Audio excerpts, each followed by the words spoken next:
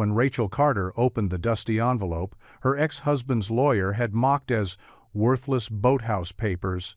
She thought it was just another insult piled on her shattered life. What she didn't realize was that the crumpled deeds in her hands concealed ownership of a $20 million waterfront estate that powerful people would kill to control. Before we dive in, let us know in the comments where in the world you're watching from. And don't forget to hit subscribe, because tomorrow's story will absolutely blow your mind. Rachel Carter sat frozen in the courthouse hallway, the dull hum of shuffling papers and murmured conversations fading into a low roar in her ears. Her fingers clutched her daughter's hand so tightly that Lily winced, but she didn't pull away. At 13, the girl had already learned to swallow discomfort and mirror her mother's silence, to act older than her years because the ground beneath their lives had been torn away. The oak doors creaked open at the far end of the corridor, and Daniel emerged first, his tailored suit crisp, his smile sharp as broken glass. The woman on his arm, his fiancée now, not even bothering to wait for the ink on the divorce decree to dry, wore a dress that clung like it had been painted on. She glanced down the hallway toward Rachel and smirked, as if victory tasted even sweeter with Rachel, sitting there hollow-eyed, reduced to nothing more than a spectator to her own erasure. Daniel's attorney followed, younger than Rachel, perfectly coiffed, her manicured hands gripping a stack of glossy folders. She whispered something to Daniel that made him laugh, the sound echoing too loudly off the marble walls. Rachel looked down at her lap, at the thin manila envelope the bailiff had pushed toward her as though it were a parking ticket. On the front, in black ink, were the words, "Boathouse Papers." She hadn't opened it yet. She didn't need to. She knew Daniel well enough to understand that this was his final flourish, his encore performance in a theater of cruelty he had directed for years. Her mother-in-law, Victoria, heels clicking against the marble like a judge's gavel, paused as she passed. Leaning just close enough for her perfume to sting Rachel's nostrils, she whispered, "Even trash has more value than what you're holding." Then she walked away without waiting for a response, laughter joining Daniel's as they exited through the heavy glass doors into the sunlight beyond. For 15 years, Rachel had built her life around Daniel. She had given him her youth, her loyalty, her patience. She had endured his temper when business didn't go his way, his dismissive remarks when her ideas outshone his habit of disappearing for long weekends with excuses that grew thinner by the year. And now, when the house and savings and cars were divided, when the scales should have balanced even slightly, Daniel's attorney had ensured Rachel walked away with nothing but debts and that single envelope. She rose to her feet, knees trembling, and tightened her grip on Lily's hand.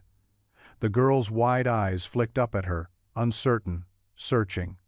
Rachel forced a brittle smile. "Come on, sweetheart, let's go." Her voice cracked, but Lily nodded without comment. The courthouse doors closed behind them with a heavy thud that seemed to announce an ending. Outside, rain streaked the pavement, soaking the bottom of Rachel's slacks and seeping into her shoes. She held the envelope against her chest like a shield, though she hated it already. She wanted to throw it in the nearest trash can to erase the humiliation of carrying something Daniel had mocked into existence. Instead, she shoved it into her purse, zipped the bag shut, and led Lily to their car.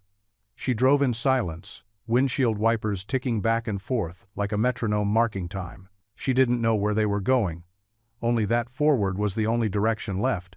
The neon buzzed like an angry insect, flickering in red and blue through the thin curtains of their motel room.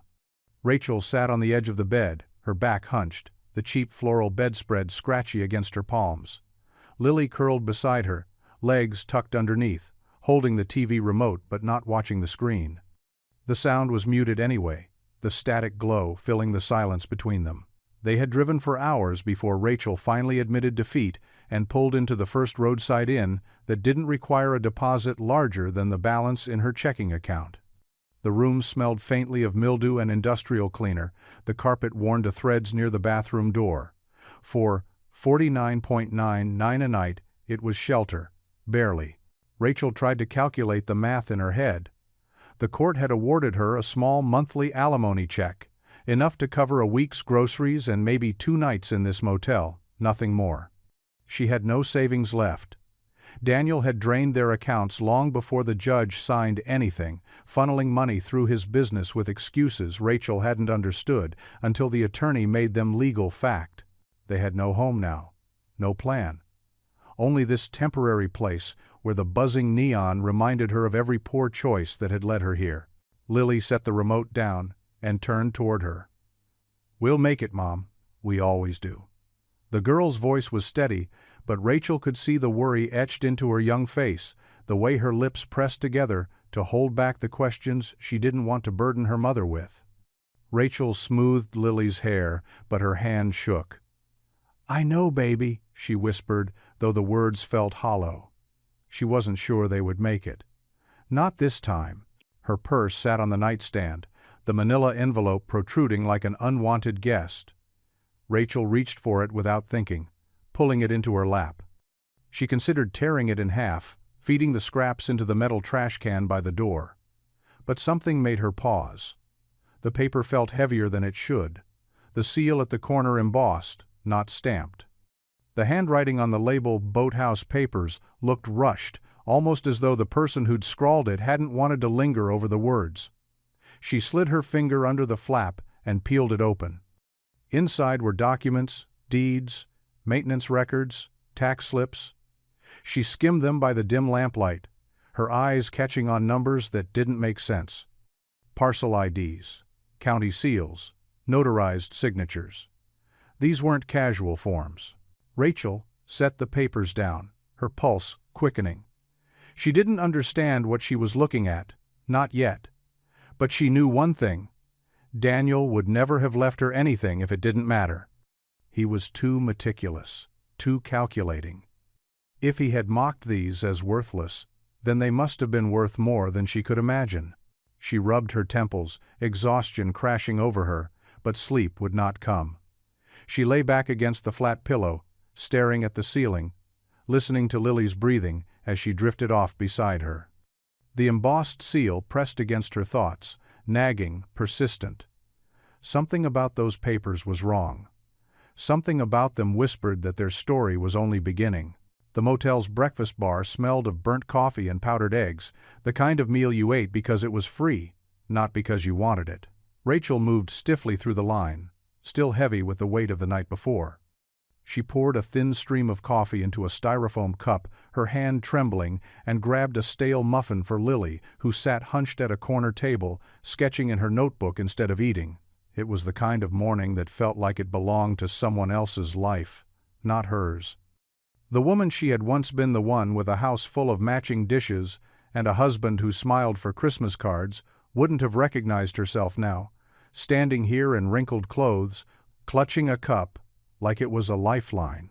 The only other soul in the room was an older man with kind eyes and weathered hands, his plate stacked with waffles he drowned in syrup. He gave her a nod, and when she sat down nearby, he leaned over with a conspiratorial grin. "You look like someone carrying more than just luggage." His voice was gravelly but not unkind. Rachel managed a small smile, surprised by her willingness to respond at all. "Divorce papers," she said, though what she really meant was ruin, devastation, humiliation, or something like that.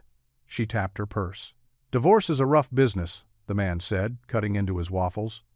"Name's George. Used to work at the county clerk's office until I decided life was too short for paperwork. Now I travel around in my RV, eat too many waffles, and try not to look back." He studied her quietly, and though she tried to focus on her coffee, Rachel felt his eyes flick toward the purse again. "Papers, huh? What kind?" She laughed weakly, the sound edged with bitterness. "Worthless ones. My ex-husband called them Boathouse papers.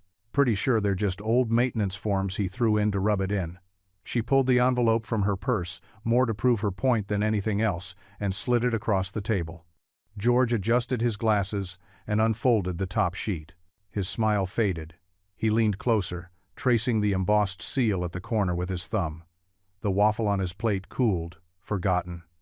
"These aren't maintenance forms," he said slowly, his tone sharpening in a way that made Rachel sit straighter. "These are property deeds." Rachel blinked, then shook her head. "No, Daniel wouldn't." She stopped herself, realizing she didn't actually know what Daniel would or wouldn't do anymore. The man she had loved and trusted had already proven capable of cruelty she hadn't imagined. George flipped through the pages, his brow furrowing deeper with each sheet. "See this seal?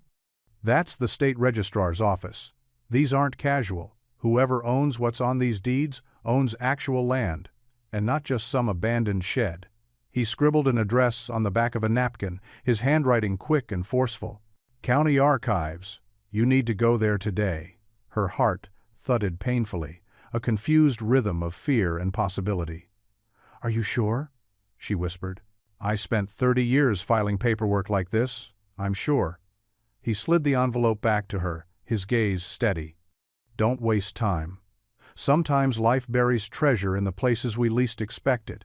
Sounds like your ex wanted this buried. Question is, why?" Rachel tucked the envelope back into her purse, fingers trembling. For the first time since the divorce, a flicker of something stirred inside her, something dangerously close to hope. She looked at Lily, still sketching, oblivious to the storm gathering around them.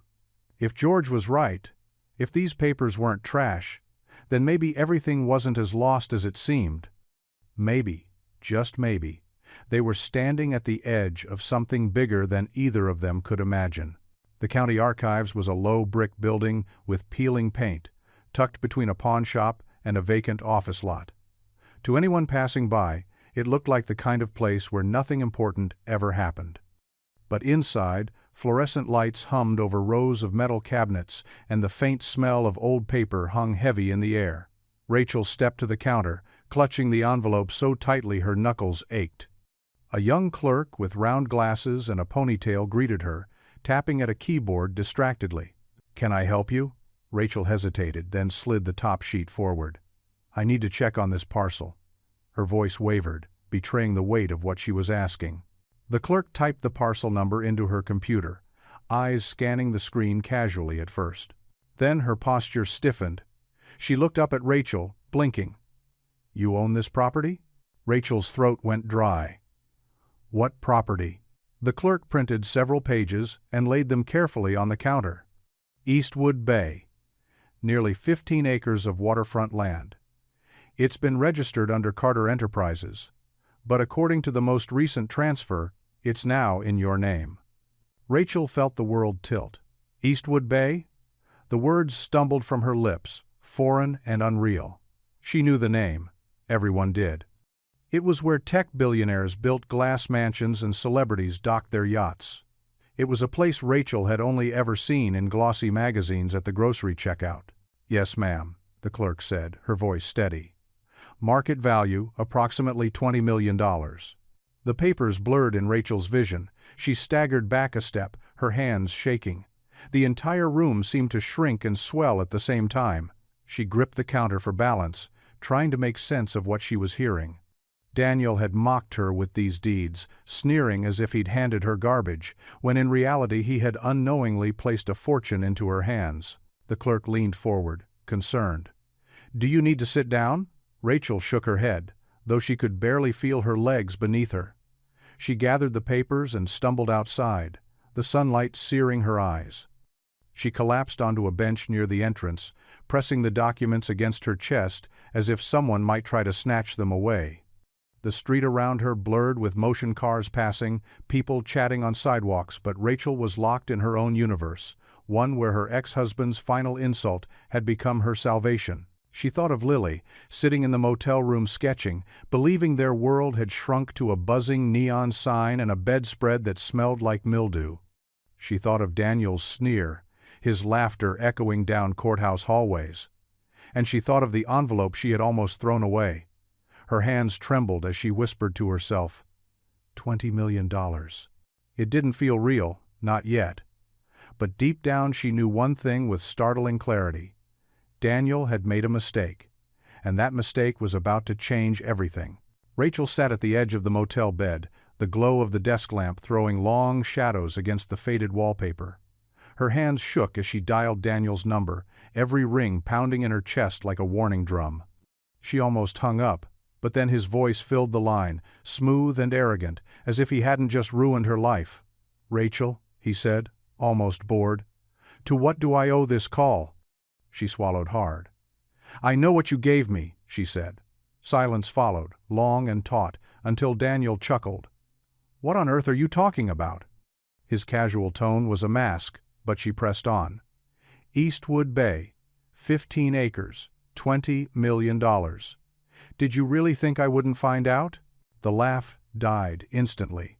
His voice hardened, his composure cracking like ice underfoot. "Listen to me very carefully. You don't understand what you're holding. That place isn't safe. Just burn those papers, Rachel. Do you hear me? Burn them."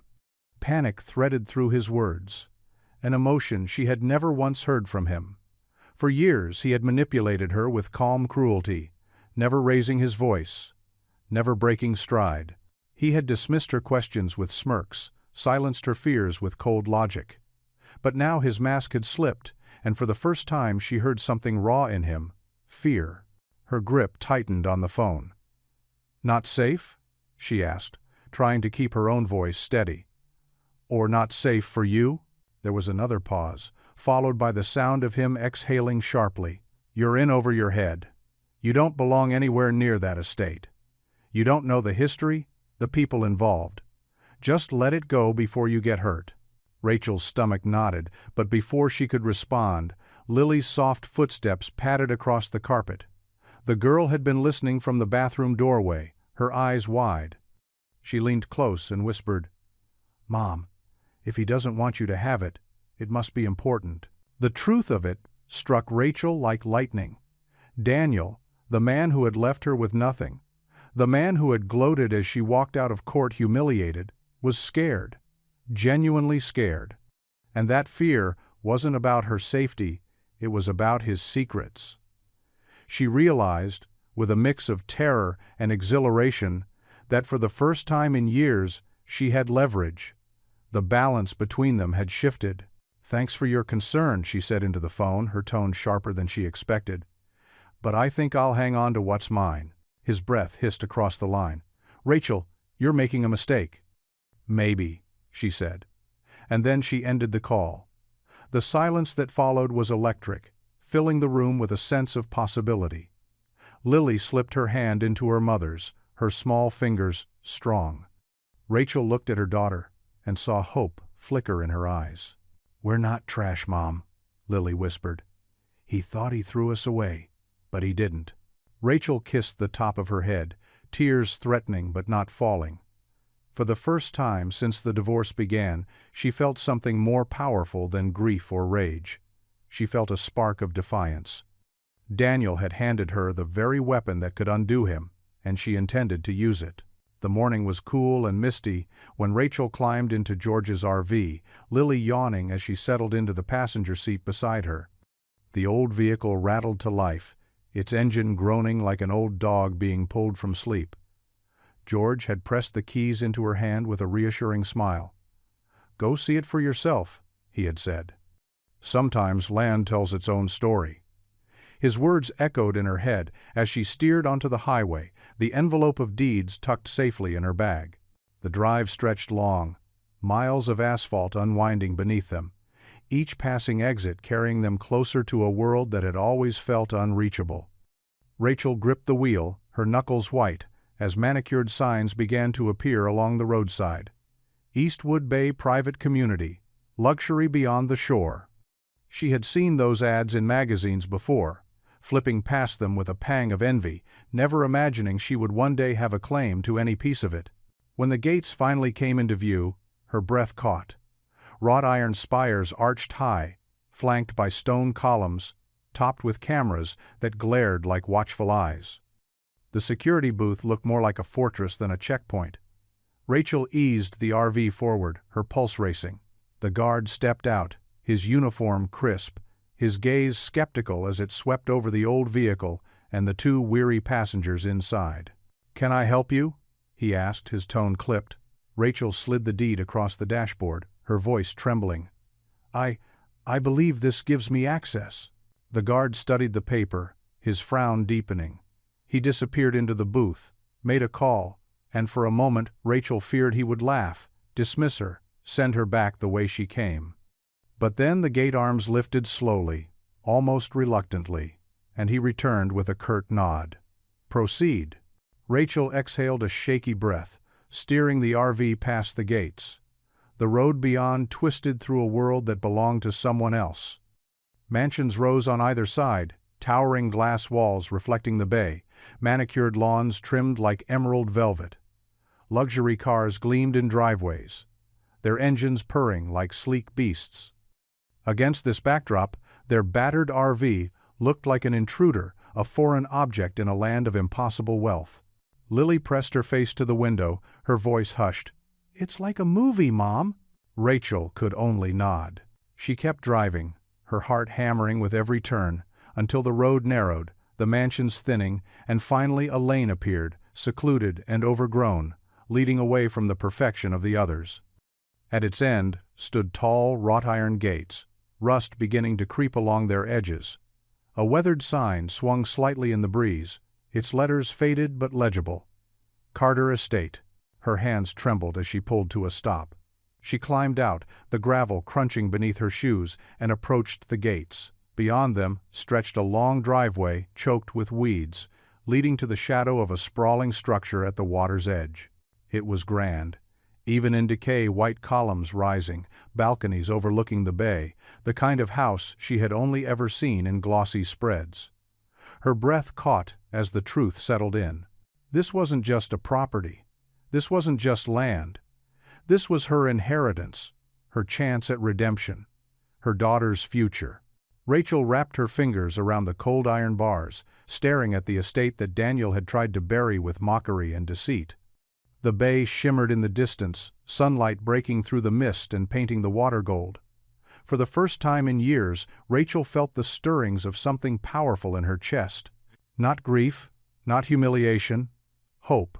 The mansion loomed like something pulled from another era. White columns streaked with age, tall windows dimmed by a film of dust, balconies that seemed to sag under the weight of years of neglect. Rachel stood frozen at the gates, staring through the iron bars as though the house might vanish if she blinked. The driveway was choked with weeds. The once carefully laid stone pavers cracked and uneven, but beneath the decay was an undeniable grandeur. Lily squeezed her mother's hand, eyes wide, her voice a whisper full of awe. "Mom, it's huge." Rachel swallowed hard, her throat tight. Her hands felt clumsy as she pushed against the heavy gates until they gave way with a protesting groan. The gravel crunched under her shoes as she led Lily forward, each step heavier than the last. Up close, the mansion was even more imposing. The paint on the columns was peeling, vines clawed their way up the sides of the house, and the great oak doors bore deep scars from years of weather. Yet, despite its decay, it radiated something undeniable, a power, a history, a presence that belonged to her now. Her palms pressed flat against the door. It took all her weight to shove it open, the hinges shrieking like something alive. The scent hit her first, a strange mixture of salt air and wood polish, as though someone had locked the house decades ago, but time itself hadn't dared move inside. Light poured in through high windows, illuminating dust motes that danced in the still air. Chandeliers hung like frozen waterfalls above marble floors. The echo of their footsteps carried through vast halls. Lily gasped, her voice bouncing against the walls. "Mom, this is like a movie!" Rachel's knees weakened. She felt as if she'd stepped into a dream stitched together from fragments of someone else's life. Dusty but intact furniture lined the rooms, as though waiting for a family to return. In the corner of the foyer, a grand piano rested beneath a heavy cover. The keys surely untouched for years. A staircase curved upward with sweeping elegance, its banister carved with patterns Rachel's fingertips itched to trace. She walked slowly, her hand brushing against a console table still holding a vase of dried flowers, long turned brittle. The air hummed with the silence of abandonment. Yet it wasn't just neglect, she felt it was secrecy, a place deliberately shuttered, preserved, but hidden. They moved from room to room. A dining hall with a table long enough for 30 guests. A kitchen outfitted with appliances from another decade but gleaming beneath a thin film of dust. Sitting rooms, lined with bookcases, and draped in sheets to protect the furniture.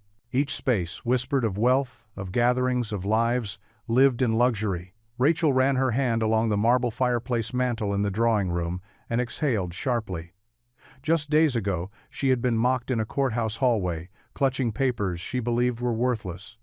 Now she stood in a palace, and it was hers. Every chandelier, every column, every balcony facing the bay hers.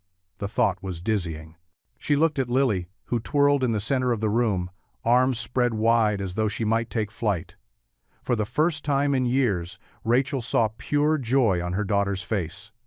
And in that moment, all the humiliation, all the laughter of her ex-in-laws, all the years of being treated like less than nothing burned away. Daniel had tried to bury her under mockery, but she was standing in his secret kingdom, a queen where he had tried to make her a beggar. Rachel pressed a hand against her stomach to steady herself, whispering so softly it was almost lost to the silence. "We're home." Rachel's footsteps led her down a narrow hallway, her instincts tugging her toward a smaller, darker room tucked away at the end.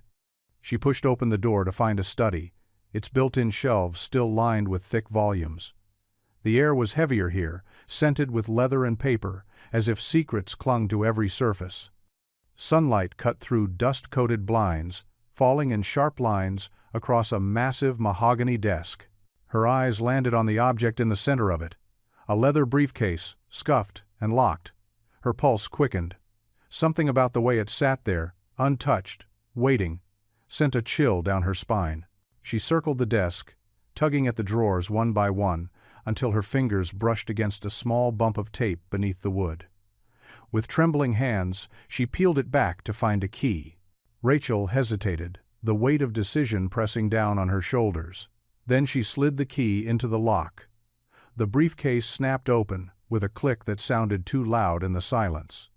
Inside were neat stacks of documents tied together with rubber bands, letters folded carefully, and a small USB drive that glinted like it held the answer to questions she hadn't yet dared ask. She pulled the letters first, unfolding one to read the opening lines. Her blood ran cold. The correspondence wasn't casual. It spoke of business deals Daniel had hidden not only from her, but from federal regulators, shell companies, set up in obscure jurisdictions, offshore transfers, routed through places she had only heard of in passing, and investors with names she recognized from news headlines. Powerful names, dangerous names. The legal documents beneath were worse. Agreements signed under false pretenses. Assets shifted through labyrinthine trails that seemed designed to evade every law Rachel had ever trusted to keep order. She pressed a hand to her forehead, nausea churning in her stomach. Finally, she picked up the USB drive. For a long moment, she stared at it, her reflection warping on its surface. She carried it to the old desktop computer in the corner of the room and slid it into place, praying it would still work. The screen flickered to life, humming as files appeared. Among them were architectural blueprints of the estate, more detailed than anything she'd ever seen. Her eyes followed the lines of the drawings, tracing the structure of the mansion, the grounds, and then her heart stuttered tunnels. Underground tunnels, narrow passageways carved beneath the estate, leading directly to the boathouse. Her stomach tightened until she thought she might be sick. This wasn't just a beautiful property. It wasn't just valuable. It was a hub, a fortress, a hidden world tied to something far darker than she had imagined. Daniel hadn't mocked her with worthless papers.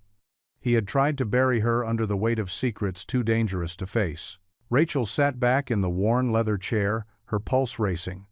She understood now why Daniel's voice had trembled with fear when she mentioned the estate. This house wasn't just a palace, it was evidence.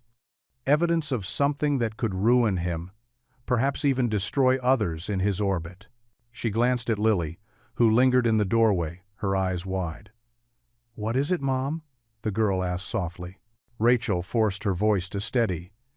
"It's more than just a house," she said, closing the briefcase with a decisive snap. "It's the truth he never wanted us to find." The chandeliers above seemed to sway gently, though there was no breeze. For the first time since stepping inside, Rachel felt the weight of not just ownership but responsibility. She wasn't simply standing in a mansion, she was standing in the heart of a secret that Daniel had built his empire upon, and now it belonged to her. And she knew, with chilling certainty, that the world outside would not let her keep it quietly. The path to the boathouse wound through a stretch of overgrown grass that whispered against Rachel's legs as she walked. The bay glimmered beyond, waves lapping softly as though unaware of the storm brewing in her chest. The structure itself was enormous, its once white siding weathered gray, the roof sagging slightly under years of neglect. Still there was a strength to it, a promise of secrets waiting inside. Rachel placed her hand against the wooden door and pushed. It groaned open with a sound that echoed across the water, like a warning. The smell inside was sharp and briny, mixed with oil and salt. Dust motes swirled in the filtered sunlight that pierced through cracks in the siding. Rachel's eyes widened as she took in the sight. 2 sleek speedboats resting beneath dusty tarps. Even through the layers of grime, they gleamed like caged animals, poised to leap into the water at a moment's notice. She tugged at one tarp, revealing polished chrome, the name Siren's Whisper etched in elegant script along the hull. "Mom," Lily's voice wavered, echoing in the cavernous space. "These don't look old. They look ready." Rachel swallowed hard. "They've been kept for a reason." She ran her fingers across the boat's surface. Daniel had mocked her for owning boathouse papers. But here was proof. The building wasn't just some abandoned shack. This place was alive, waiting. Her gaze swept the room again, snagging on a corner where the planks didn't quite match. She crossed to it, heart pounding, and pressed her palm against the wall. Hollow. She pushed harder until a seam gave way with a dull creak, revealing a false wall. Behind it was a narrow door of reinforced metal. Rachel's pulse thundered in her ears as she pulled it open. The room beyond was cold, silent, clinical. Rows of waterproof safes lined the walls, their surfaces steel gray, each one stamped with numbers. She stepped inside, her breath fogging in the chill. Her hands trembled as she reached for the nearest safe. Its dial spun easily, and when she pulled it open, her heart nearly stopped. Inside lay files stamped with government seals, folders marked confidential, documents signed by men whose names she recognized instantly, businessmen, and politicians who graced the covers of magazines, who gave speeches on television. Names connected with massive corporations, names that had shaped policies and profited from wars. She flipped through one file and felt the blood drain from her face. These weren't contracts. They were payoffs, covert deals, evidence of corruption so deep it could rot an entire system. Lily's small fingers brushed her sleeve. "Mom, what is all this?" Rachel closed the file quickly, her hands clammy. It's what your father didn't want anyone to see." The realization hit her like a physical blow. The boathouse, mocked as worthless, wasn't just a building. It was the very heart of Daniel's hidden empire. The safes were vaults of leverage, proof he had over others, the skeleton keys to fortunes and reputations. And now, through his arrogance, through the divorce, through his attempt to humiliate her, he had handed it to her. She stood frozen, the enormity pressing down like the weight of the bay above her head. Daniel hadn't just lost an asset. He had lost the vault that held the secrets of powerful men. Secrets that could ruin him. Secrets that could kill to protect themselves. Rachel's breath came quick and shallow as she shut the safe, her reflection warped on its cold surface. For the first time, she understood the full scale of what she had stumbled into. This wasn't just wealth. This was danger, and it was hers now, whether she wanted it or not. The following day, Rachel sat in the study of the mansion. The briefcase spread open on the desk before her, papers scattered like fallen leaves. She had barely slept, her mind gnawed by the revelations in the boathouse. She needed help, but she knew that help couldn't come from just anyone. With her pulse hammering, she dialed the number George had scrawled on a napkin the night before. "Angela Perez," came a brisk voice on the line. Rachel introduced herself, her words stumbling as she explained what she had discovered. Angela listened without interruption, her silence more unnerving than any question. At last, she said, "Bring me everything. Today, Don't send copies, don't email, in person only. 2 hours later, Angela arrived at the estate, her heels clicking on the marble foyer as though she owned the place. She was sharp-eyed, her dark hair pulled into a severe bun, her suit immaculate. Rachel guided her into the study, and watched as Angela began sifting through the documents with practiced precision. It took only minutes before the lawyer whistled low, the sound cutting through the silence like a knife. "Well," Angela murmured, holding up one of the files. "Your ex wasn't just hiding money, he was laundering millions. Offshore accounts, shell corporations, bribes disguised as contracts." She leaned back in the chair, the corners of her mouth tightening. "These papers make you the legal owner of this property, which means, Rachel, you're not just sitting on real estate, you're sitting on the smoking gun of a financial empire." Rachel's chest tightened, a rush of fear surging through her veins. "So, what do I do?" she whispered. Angela set the file down and looked at her squarely. "That depends on what you want. You could use this to rebuild your life, to carve out independence Daniel thought you'd never have. But there's a darker side. These documents also make you a whistleblower. If you go public, you could bring him and men far more powerful down. But make no mistake, the second Daniel realizes how much you know, he'll come after you." Rachel's throat felt dry. "Come after me how?" Angela's eyes were sharp, unflinching. "Any way he can. Legally, financially, personally, maybe even worse. Men like your ex don't build empires without enemies. And if he thinks you're about to destroy what he's built," she let the sentence trail off, the implication heavier than words could carry. Rachel glanced at Lily, who stood just inside the doorway, her hands twisted together nervously. The thought of dragging her daughter deeper into this storm made her stomach turn. Yet the thought of walking away, of leaving Daniel with the power he'd wielded unchecked for so long, felt unbearable. She pressed her palms against the desk, steadying herself. "I don't know what scares me more," she admitted quietly. "Losing this chance at freedom, or becoming his target." Angela closed the briefcase with a decisive snap. "Then we'd better make sure you're prepared for both." The words lingered in the air, sharp and undeniable. Rachel realized in that moment she was no longer a victim clutching scraps of her old life. She was holding the one thing Daniel feared most, the truth. And whether she was ready or not, she was stepping into a battle that could change everything.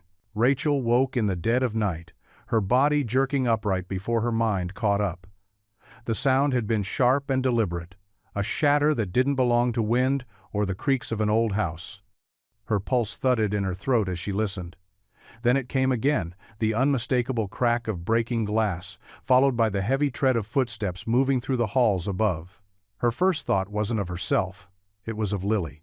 She scrambled from the bed, reaching for her daughter's room, her bare feet nearly slipping on the polished wood floors.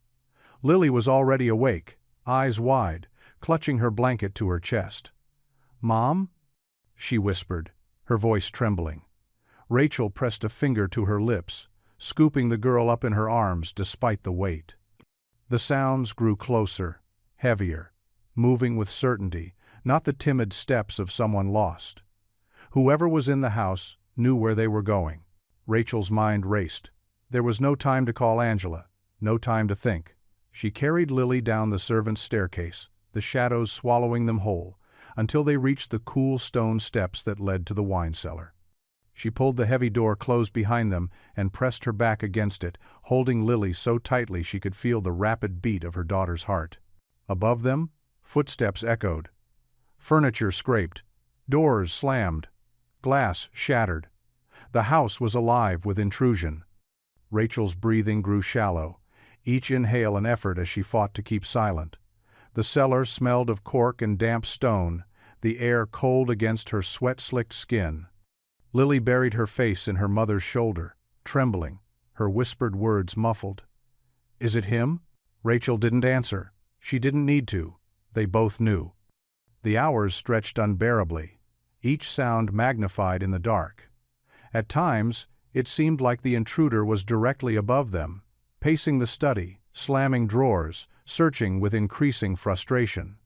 At other moments, silence reigned, so heavy it pressed against Rachel's ears, making her question if she was imagining it all. She tried to steady herself, tried to remember Angela's warnings. If Daniel realized how much she knew, he'd come after her. Well, he had realized. And he had come. The silence lingered until the first gray hints of dawn filtered faintly through the cracks in the cellar's tiny window. Rachel eased the door open, every muscle screaming in protest, and crept up the stairs with Lily clutching her hand. The mansion was a graveyard of destruction.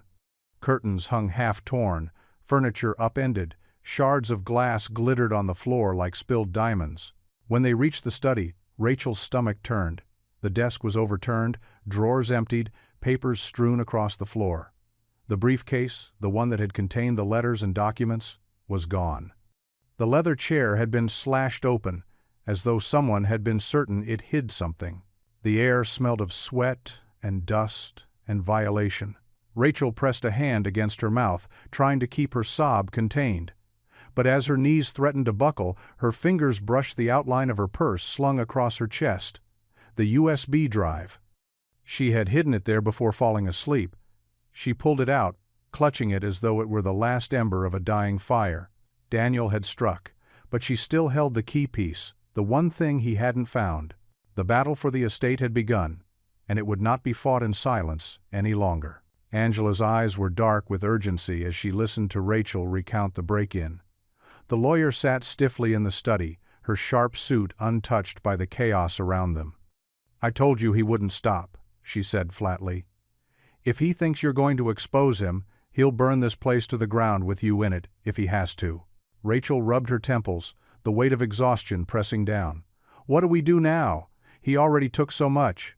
Angela leaned forward, her voice low and deliberate. "We take control of the story before he buries you under his version of it. We leak just enough to show the truth, but not everything. Enough to let him know you won't be silenced." The plan was dangerous, but Rachel felt the fire of defiance rise again. She agreed, and within 48 hours, Angela had arranged a meeting with an investigative journalist she trusted, someone who had covered corruption cases before and wasn't afraid of powerful enemies. The journalist, a wiry man named Carter Lane, sat at Rachel's dining table, his recorder steady in the center, his notepad filling with every detail. Rachel handed him copies of select documents, proof of the estate, evidence of hidden accounts, letters hinting at offshore transfers. Not the deepest cuts, but enough to expose the rot beneath Daniel's facade. Carter's eyes widened as he flipped through the pages. "This is dynamite," he whispered. "If even half of this holds up, your ex-husband's empire is built on sand." Rachel glanced at Lily, sitting quietly in the corner with her sketchbook, her small shoulders tense. "I don't want to hurt her father. I can't let him take everything from us again." Carter's gaze softened, but his pen didn't stop moving. Truth has consequences. You can't control how far they spread. Within days, headlines erupted. Divorce exposes 20M hidden estate. Secret property at Eastwood Bay linked to shell companies. News crews swarmed outside the gates, their vans lined along the road, cameras pointed at the mansion's iron bars. Reporters shouted questions through the gaps, their voices a chaotic chorus. Rachel stood behind the curtains, watching in disbelief. Just weeks ago she had walked out of court, mocked and humiliated, clutching what everyone thought were worthless papers. Now the world was talking about her, about the woman who had uncovered her ex-husband's secret fortune. The narrative painted her as wronged but triumphant, a survivor clawing her way out of ruin. But not all of it was kind. Some networks hinted that she had been complicit, that no wife could live 15 years with a man like Daniel without knowing what he was doing. Online, comments turned cruel, accusing her of being greedy, of playing the victim. Lily, scrolling through her phone late one night, slammed it down with tears in her eyes. "They're calling you a liar," she whispered. "They're saying you helped him." Rachel pulled her daughter close, her own chest aching. "People believe what they want to believe, sweetheart. But we know the truth." The spotlight weighed heavily on her shoulders. She hadn't asked for it. She hadn't asked for the flashing cameras, the endless questions, the opinions of strangers dissecting her life. All she had wanted was safety for herself and Lily, a chance to start again. But now she was in the center of a storm that would not let her go. Angela's words echoed in her ears. "Take control of the story, or it will consume you." Rachel knew she had chosen to step into the fire. Now she had to survive it. Daniel knew how to wear a mask better than anyone. The first time Rachel saw the news broadcast, she felt her stomach knot with a mixture of rage and dread. There he was, standing at a podium outside one of his company's glass and steel towers, tailored suit perfectly pressed, his expression grave yet compassionate. Cameras clicked in rapid succession, capturing his carefully crafted look of wounded sincerity. "I am deeply saddened," he said, voice rich with rehearsed emotion, "that my ex-wife is struggling in this way. Rachel has always been fragile. Since our divorce, her mental health has deteriorated. These wild accusations, these fabricated stories about estates and hidden accounts, they're the desperate fantasies of a woman who cannot accept reality." He paused then, lowering his eyes just long enough to suggest sorrow. "I ask the public to be patient and kind, to remember she is the mother of my child, even as she lashes out in pain." The reporters ate it up. Questions fired, microphones stretched forward. Daniel answered each one with practiced calm, twisting the truth until the lies sounded almost noble. Rachel sat on the edge of the bed in the mansion, staring at the TV screen with shaking hands. Lily hovered nearby, her face pale. "He's lying," Rachel whispered, but the words felt weak, drowned out by Daniel's commanding voice. Angela stormed into the room minutes later, heels clicking across the marble floor like gunfire. "Turn that off!" she snapped, switching the screen to black. "He's a manipulator. He's done this for years, Rachel, but this time we have ammunition." She spread documents across the table, her tone fierce. "Here's the financial trail, the shell companies, the transfers. Cold, hard numbers. People can dismiss your story, but they can't argue with math." Rachel buried her face in her hands. "He's painting me as insane. How do you fight that?" Angela leaned closer, her sharp eyes gleaming. "By refusing to break.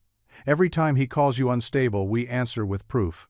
And eventually, the tide turns." And it did, though, not smoothly. For weeks, public opinion swung like a pendulum. One day, headlines declared Rachel a hero, the woman who dared to expose her corrupt ex. The next, tabloids smeared her as a scorned wife inventing tales to claw back dignity. Social media was even harsher, a battlefield of strangers dissecting her life as though it were entertainment. Rachel learned not to read the comments, though sometimes she caught Lily scrolling late at night, her face tight with hurt. One evening, after a particularly brutal news cycle, Lily climbed into bed beside her mother. She pressed close, whispering into the dark. "Do you ever wish we never found this place?" Rachel hesitated, the question cutting deeper than she wanted to admit. "Sometimes," she said honestly, her voice breaking, "sometimes I wish we could go back to being invisible. But then, I remember, he already took so much from us. If I let him bury this, he wins forever. And I can't let that happen." Lily nodded, her small hand squeezing Rachel's tightly. "Then, we don't stop." Rachel kissed her daughter's forehead, the resolve building again inside her. She might not control the court of public opinion, but she could fight for the truth, and that was all that mattered. The next morning dawned gray and wet, rain streaking the tall windows of the estate. Rachel stood in the foyer with a flashlight in one hand, determination burning in her chest. She had studied the blueprints from the USB drive for hours, memorizing the lines of the tunnels hidden beneath the mansion. There was more to uncover, more evidence Daniel hadn't taken in his midnight raid. "Stay by the door," Rachel instructed, her voice low. "If you hear anything at all, you call out." Lily nodded, gripping her phone with both hands, her eyes darting nervously to the shadows that pooled in the corners of the hall. Rachel descended into the tunnels alone. The air grew cooler with every step, damp stone walls pressing close, the silence thick as water. Her flashlight beam cut across cobwebs, iron supports, and narrow passageways that seemed to stretch endlessly. She followed the map burned into her memory until she reached the sealed door she had seen marked on the blueprints. Her hands trembled as she forced the lock with a rusted key she'd found hidden in the desk drawer days earlier. The door groaned open, revealing a room larger than she had expected, lined with shelves stacked high with boxes. The air smelled of mildew and ink, the dust disturbed only by her presence. She stepped inside, heart hammering, and pulled open the nearest box. Her breath caught. Inside were financial ledgers, thick volumes bound in leather, their pages filled with columns of numbers. She flipped through them quickly, recognizing names of banks, transfers, account numbers in offshore jurisdictions. Proof cold, undeniable proof of tens of millions hidden beyond the government's reach. But it didn't stop there. In another box, tucked between rows of files, Rachel found a ledger that chilled her to the bone. Names of politicians, men and women whose faces had graced television screens for years. Next to each name was a figure, neat columns of numbers that represented bribes, dates, account transfers, signatures. Rachel sank onto a crate, the weight of it almost too much to bear. This wasn't just Daniel's empire of fraud. This was political corruption at its highest level. If the truth came out, it wouldn't just ruin Daniel. It could topple entire careers, shake the foundations of power itself.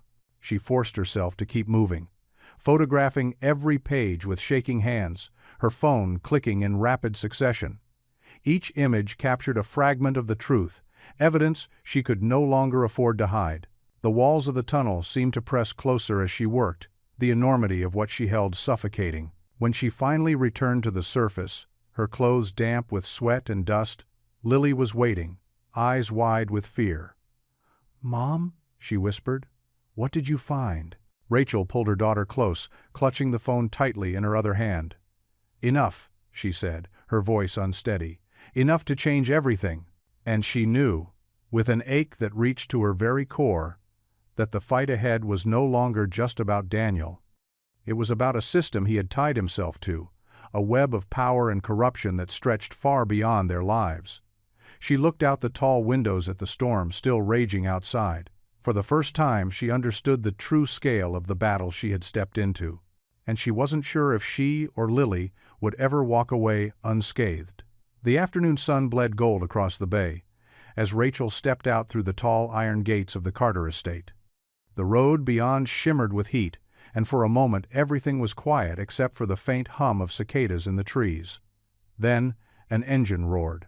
A black car screeched to a stop at the base of the driveway, its tires spitting gravel across the road. Daniel stepped out. His immaculate suit was rumpled, his tie loose, his hair unkempt in a way Rachel had never seen before. He slammed the car door shut, his eyes blazing, and strode toward her with the energy of a storm barely contained. "You don't know what you've unleashed, Rachel." His voice was low but raw, stripped of the controlled charm he wielded in press conferences and boardrooms. "That estate will destroy us both." Rachel felt her heart hammering, but she did not move. She stood with her hands gripping the cold iron bars, the gate between them, her pulse racing but her gaze unflinching. For the first time she wasn't shrinking beneath him. For the first time she wasn't letting him dictate the terms. She straightened her shoulders, the weight of everything she had endured pressing her forward instead of pulling her down. "No," she said, her voice steadier than she felt. "It will only destroy you. I'm done being your shadow." Daniel's face twisted, not with surprise, but with something close to desperation. His words came faster, sharper. "You think you can stand against me? Do you know the people whose names are buried in those safes? Do you know what they'll do if this comes out? You're not just putting me in danger, you're putting Lily in danger too." Rachel's stomach lurched at the sound of her daughter's name on his lips, but she didn't flinch. She kept her gaze locked on his. "The danger isn't me, Daniel. It's you. You built this, and now you get to watch it collapse." For a moment, silence stretched between them, thick and suffocating. The mask he had worn for years, the charm, the charisma, the arrogance had fallen away. All that remained was a man cornered, his empire crumbling, his control slipping through his fingers. He leaned forward, gripping the gate with white-knuckled fists, his eyes wild. "You'll regret this." Rachel didn't back away. She didn't shrink. She let the words fall between them, meaningless. Behind her, she knew Angela's cameras were rolling, hidden among the trees and discreetly mounted on the gateposts. Every word, every flicker of Daniel's rage, every threat, it was all being captured, preserved, undeniable.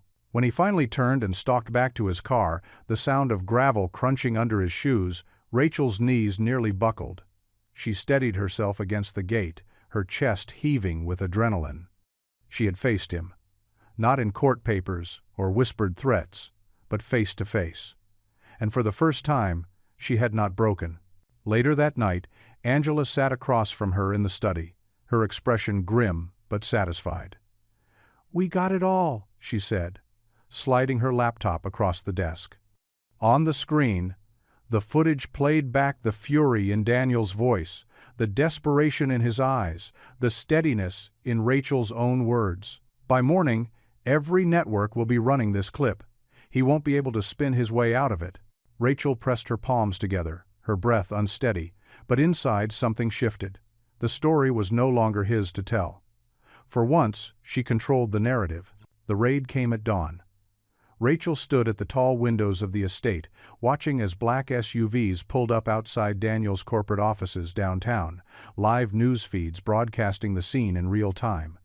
Federal agents in dark jackets poured through glass doors, boxes in hand, laptops seized, evidence catalogued.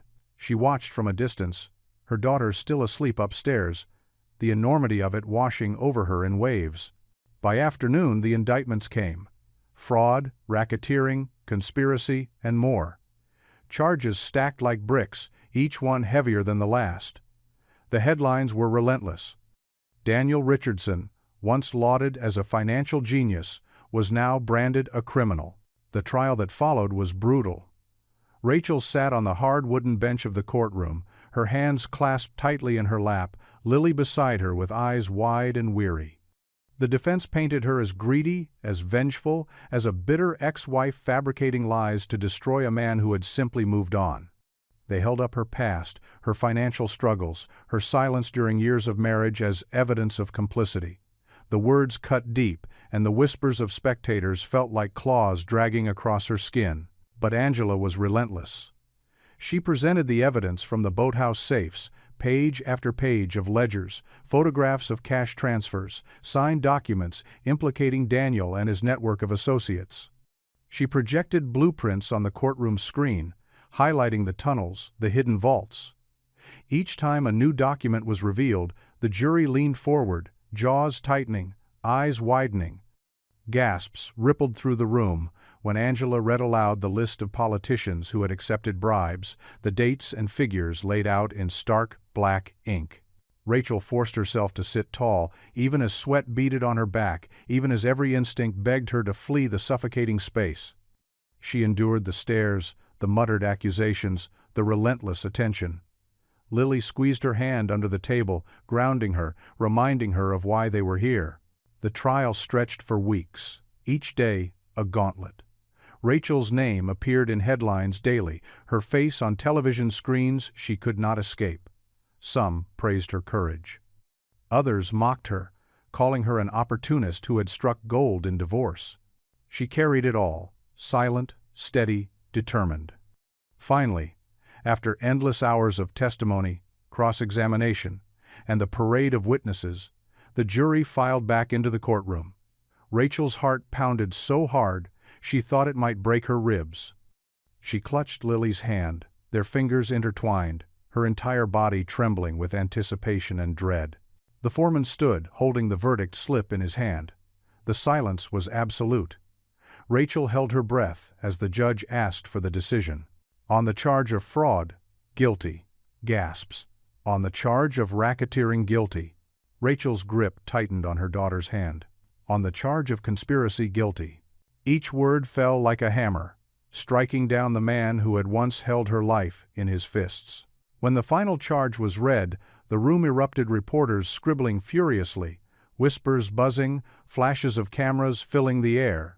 Rachel sat frozen, tears streaming silently down her face. Not triumph, not even joy, just release.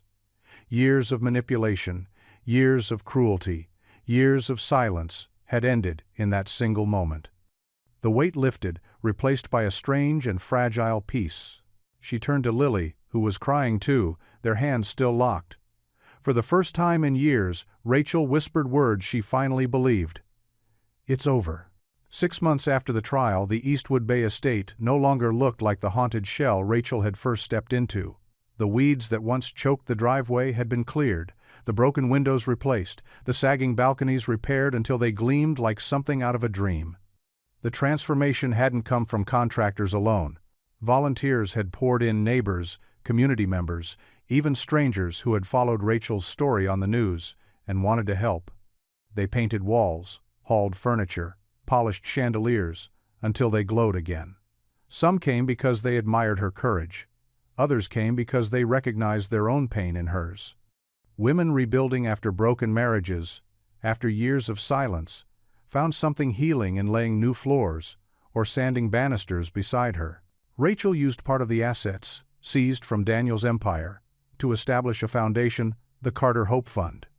Its mission was simple but powerful: to support women who were clawing their way out of abusive relationships, offering shelter, legal assistance, and a path to independence. The first board meeting was held in the grand dining hall, the same room that once felt like a museum of abandonment. Now it buzzed with energy, with voices raised not in anger, but in determination. For Rachel and Lily, the estate had become more than a home. It was a testament to survival, to the possibility of second chances. Lily had a room of her own, walls painted in the shade of blue she had begged for, with bookshelves overflowing, and a desk where she worked on her sketches. The sound of her laughter echoed down the halls, no longer swallowed by dust and silence. Rachel often found herself standing on the balcony, overlooking the bay, watching the light shift across the water as evening settled in. She would grip the railing, the breeze tangling her hair, and remember the woman who had walked into this place for the first time, knees weak, heart heavy with humiliation. That woman was gone. In her place stood someone new, forged in fire, steady in a way she had never imagined she could be. One evening, as the sun dipped low and painted the sky with streaks of orange and gold, Rachel felt Lily's arms wrap around her waist from behind. They stood together in silence for a moment, the world quiet except for the call of seabirds in the distance. Then Rachel whispered words that felt sacred, a vow finally fulfilled. "We're finally home." A year later, the estate glowed with life in a way Rachel hadn't thought possible. The anniversary of their move became an excuse for celebration, and Rachel threw open the gates to friends, neighbors, and those who had walked beside her through the storm. George arrived in his RV, still carrying his easy smile and a plate of his wife's recipes. Angela came too, sharp as ever, though her laugh echoed warmly across the foyer as she greeted guests. The mansion that once held only shadows and secrets now pulsed with laughter, footsteps, music spilling from speakers hidden among the freshly polished rooms. Children darted through the halls, their voices high and bright. Volunteers mingled with community leaders. Women from the foundation swapped stories of progress, their eyes alight with possibility. Tables were laden with food, candles flickered, and the chandeliers above glowed with a brilliance that seemed to banish every trace of the darkness Daniel had left behind. Rachel moved through it all in a haze of gratitude. Each handshake, each smile, each burst of laughter felt like another nail sealing shut the coffin of her past. Every time she heard someone say her name now, it was no longer attached to scandal or whispers but to strength, to resilience, to hope.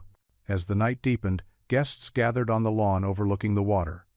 A hush fell as fireworks cracked open the sky, bursts of red and silver cascading down in shimmering arcs. Lily stood beside her mother, her face glowing in the shifting colors, her eyes reflecting wonder.